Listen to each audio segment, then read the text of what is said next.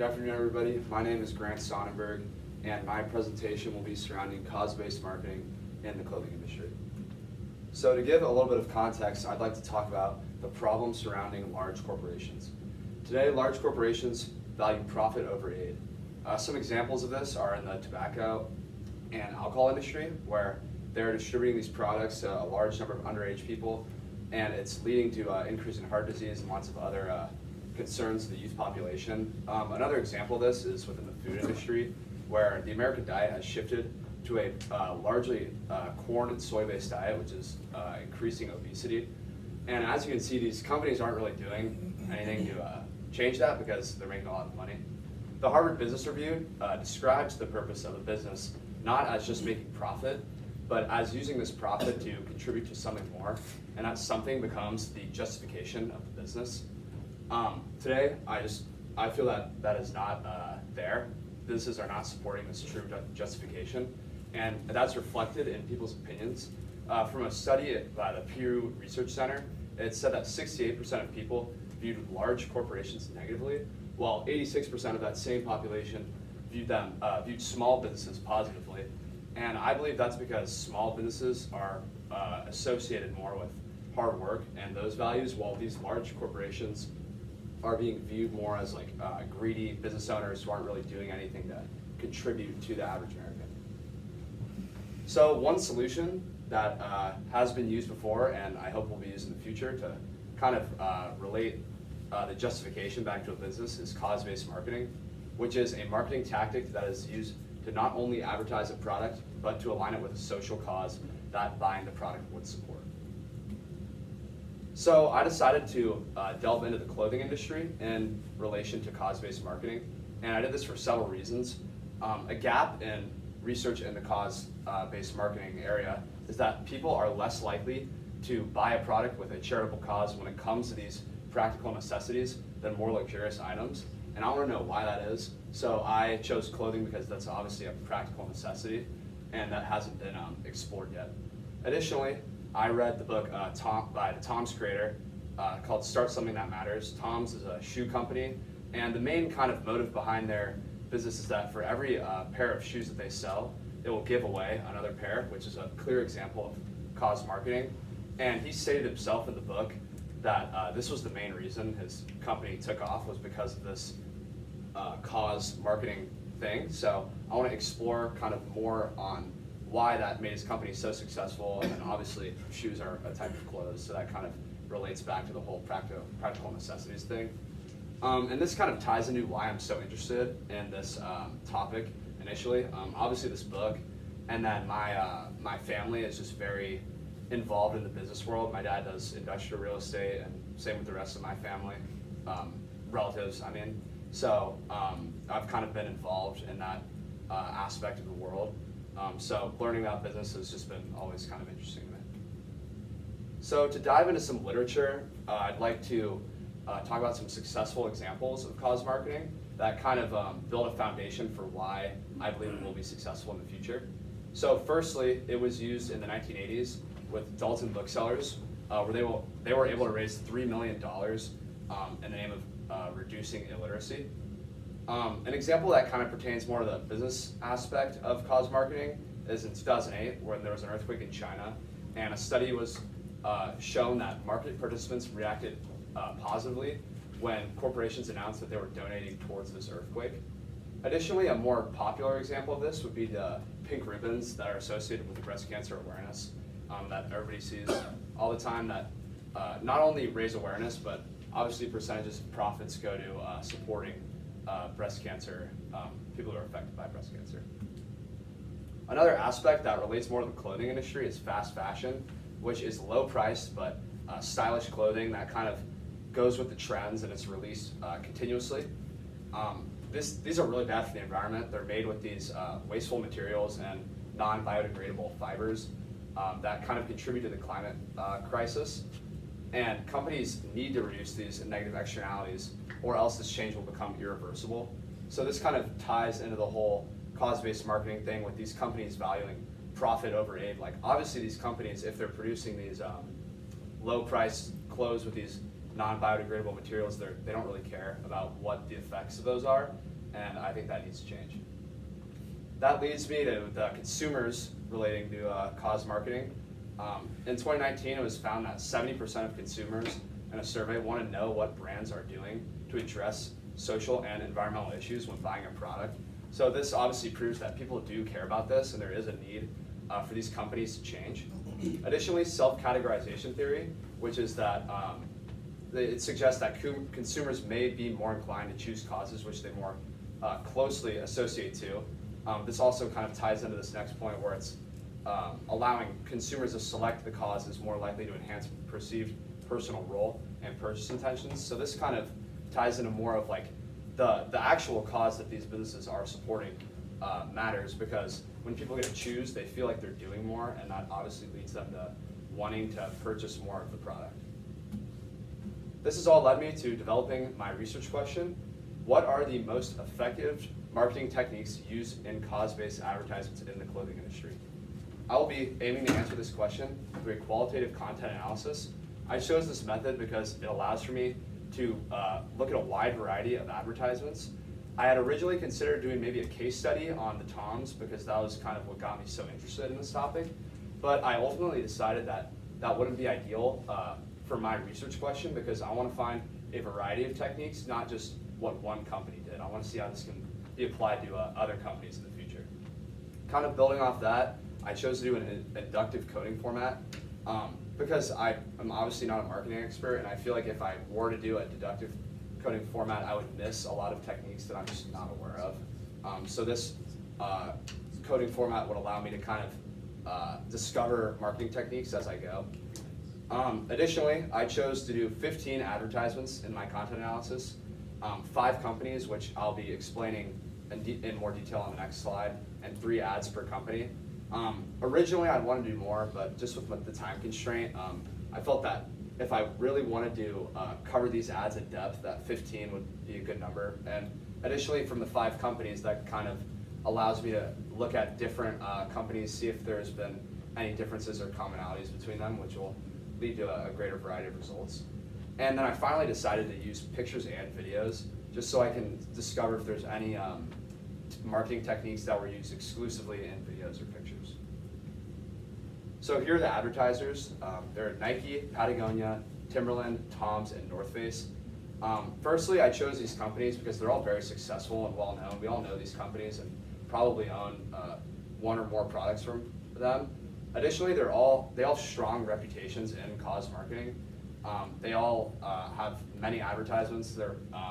So it's hard to obviously narrow it down to 15, but there's a lot of data available from advertisements that they've employed cause marketing with.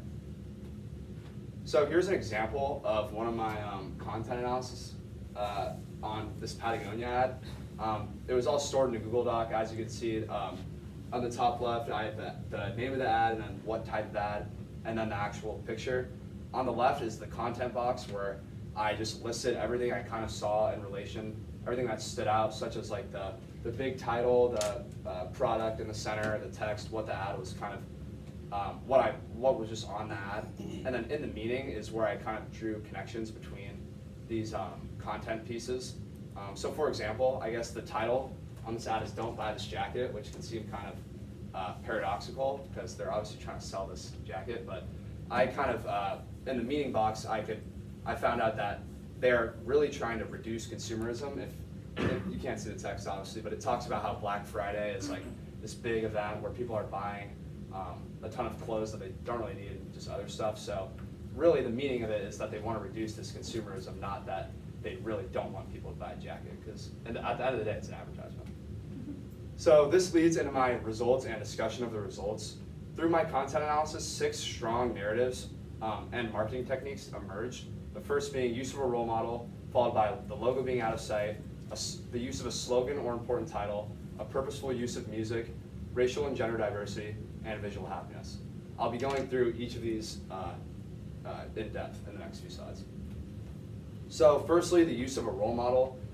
There were several types of role models used. First being a popular athlete, such as like Kobe Bryant, or here Colin Kaepernick, used mostly in the Nike ads.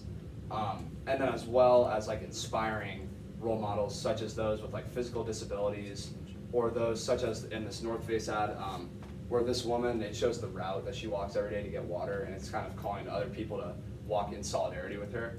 So I kind of distinguish those as two separate types. Additionally, it was found in existing research that popular athletes are used in advertising so the company can associate with them, which makes perfect sense. Obviously, if it's a popular athlete that people like, they want the product and cause to be associated with this, because then people will look at it and say like, oh, he's using this, like that's why I should use it. The next one is the logo being out of sight. As you can see in the video and in this picture ad, the logo is just in a really small corner of that, or usually at the bottom. This is kind of against what I primarily thought. I would think that companies would want to put their logo front and center, kind of show that they're like this is their cause. But the research obviously didn't align with this. It shows that they are placing the product or the cause in center and the company kind of out of sight. This ties into the next thing, which is where they're putting the slogan and the title with great importance. Reading the visual states that something put in the middle of an image, such as text, will get the most attention from the viewer. So as you can see in this Tom's ad on the right hand of the screen, they have the slogan, take a pic equals give shoes. And it's a very simple way of what they're trying to accomplish in their campaign. And it's right front and center of the ad, while their logo, their logo isn't even on the ad. This kind of goes against existing research, where it says that consumers respond more positively to messages that are more product focused than cause focused. Obviously in this one on the left, the product's in the middle, so that kind of aligns with that. But on the right, the shoes are, they're on the kids, but it's really, the attention's on the slogan and the cause. Next is the purposeful use of music, which obviously only pertains to the video advertisements. Two genres of music were used most often and pretty much exclusively. That was the upbeat motivational tracks and then the acoustic tracks. The upbeat tracks were more in the Nike ads, where it's advertising a more athletic product, and it's kind of giving like a less serious or like playful mood, where the acoustic was used in more of the serious advertisements, where they're kind of trying to put more focus on the cause and a sense of urgency. Next was gender and racial diversity. To be honest, that's kind of in most advertisements, but I thought it was something to bring up because it's helping kind of broaden the audience and promote inclusion when it comes to these products and causes. And it directly shows these different people engaging in them, which, as I previously said, it opens the audience to having this cause kind of pertain to everybody. The last one that I'll be going into is visual happiness, which simply just associates the product and cause to happiness. As you can see here, like literally the entire team of the Toms is shown laughing to kind of show like this cause is leading to happiness, they're having fun with it. And on the right too, that North Face ad kind of showing people out in nature having fun. So to kind of dive into some implications, these techniques could be applied to other advertisements in the future, not just in the clothing industry. Obviously, I only looked at the clothing industry, which is kind of a limitation. But in future studies, I would love to go into more other industries and kind of see if I get similar results or not. Number two, as I had addressed previously, there's a big negative narrative around these large corporations, and showing that these.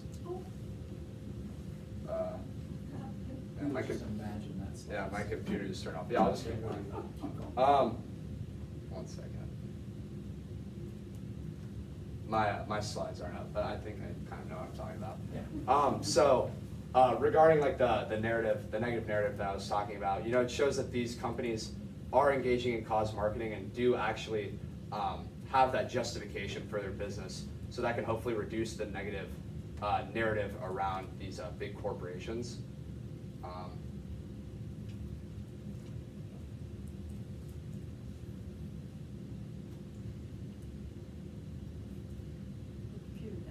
Yeah, I think so. I guess I'll kind of move into limitations that I remember. Obviously the time limit, I wanted to originally do more in my more companies and more advertisements in my study. So my results were kind of limited to just what these 5 companies commonly used. Additionally, it was in the clothing industry as well, so it pertains to one industry. There can't be any generalizations made about what companies in other industries can do. It really just pertains to the clothing industry. To conclude, my research question were what are the most effective marketing techniques used in cause marketing in the clothing industry. I believe I accomplished that. I found 6 strong examples of advertisements that were used across 15 advertisements. And ultimately, it comes down to the role of the consumer. Consumers need to be educated on what companies are doing. Companies shouldn't have to be responsible for advertising what exactly they're doing that's good. If a consumer just doesn't want to do their research and buy from companies, the company shouldn't be at fault. It's really the consumer that needs to do this research and advocate for these causes if they want businesses to change.